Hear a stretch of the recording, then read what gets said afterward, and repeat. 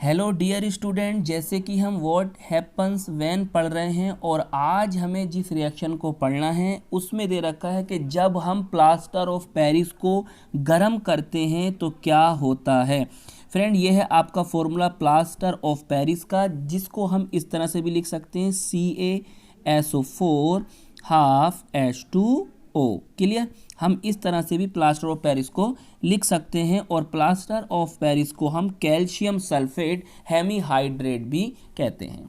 तो फ्रेंड, जब आपने प्लास्टर ऑफ पेरिस को 200 डिग्री सी पर गर्म करा तो आपको कैल्शियम सल्फेट और जल प्राप्त हो गया। मतलब यहाँ से जल के मॉलिक्यूल निकल गए। और जब आपने आगे क्या करा, आगे ये करा कि आपने कैल्शियम सल्फेट को लिया और 400 डिग्री सी पर गर्म करा तो आपको कैल्शियम ऑक्साइड CaO और सल्फर डाइऑक्साइड SO2 और ऑक्सीजन गैस आपको प्राप्त हो गई।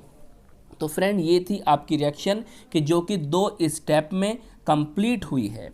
क्लियर। अब मैं आपको एक बात बताता हूँ। जैसे ये आपका कौन है, कैल्शियम ऑक्साइड है। हम कैल्शियम ऑक्साइड को बिना बुझा चूना मतलब अनस्लैक्ड लाइम कहते हैं, कली चूना क्विक लाइम भी कह सकते हैं, बर्नट लाइम भी कह सकते हैं और पेबल लाइम के नाम से भी हम इसको जानते हैं। इस बात को आप याद रखना।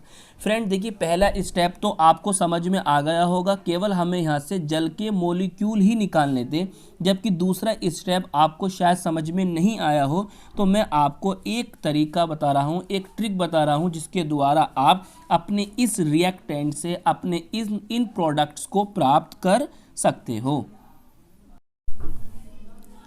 देखिए, यह है आपका कैल्शियम सल्फेट। तो मैंने कैल्शियम सल्फेट को कुछ इस तरह से लिखा CaOSO2O। क्लियर। आपके पास 2 CaSO4 है तो मैंने एक और लिखा CaOSO2O। क्लियर। मैं इसको इस तरह से लिख सकता हूँ। यस, इस तरह से हम इनको लिख सकते हैं आपको समझाने के लिए। देखिए, यहाँ से ये दोनों ऑक्सीजन बताइए O और O मिलेंगे तो क्या बन जाएगा, बताइए। बन गया कौन, O2। क्लियर। यहाँ से देखिए SO2 और SO2 को आप अलग कर दीजिए तो 2SO2, देखिए बन गए 2SO2। क्लियर। ये भी आपको क्या हो गया, यहाँ से प्राप्त हो गया। अब देखिए, अब क्या बचता है, आपके पास बचता है CaO मतलब calcium oxide. Clear. Calcium oxide बचा तो कितने बचे, 2 CaO बचे। अब देखिए ये भी क्या होगा आपके 2 CaO। इस तरह से आपको ये आपके रिएक्शन कैल्शियम सल्फेट से आपको ये अपने प्रोडक्ट्स इस तरह से आपको प्राप्त हो जाएंगे। आपको कैल्शियम सल्फेट को बस इस तरह से याद रखना है कि हम इस तरह से लिख दें तो आपको खुद ब खुद पता चल जाए। देखिए, यहाँ से आपके O2 प्राप्त हो गए, यहाँ से आपके क्या प्राप्त हो गए, CO2 प्राप्त हो गए और यहाँ से आपको कैल्शियम ऑक्साइड प्राप्त हो गया।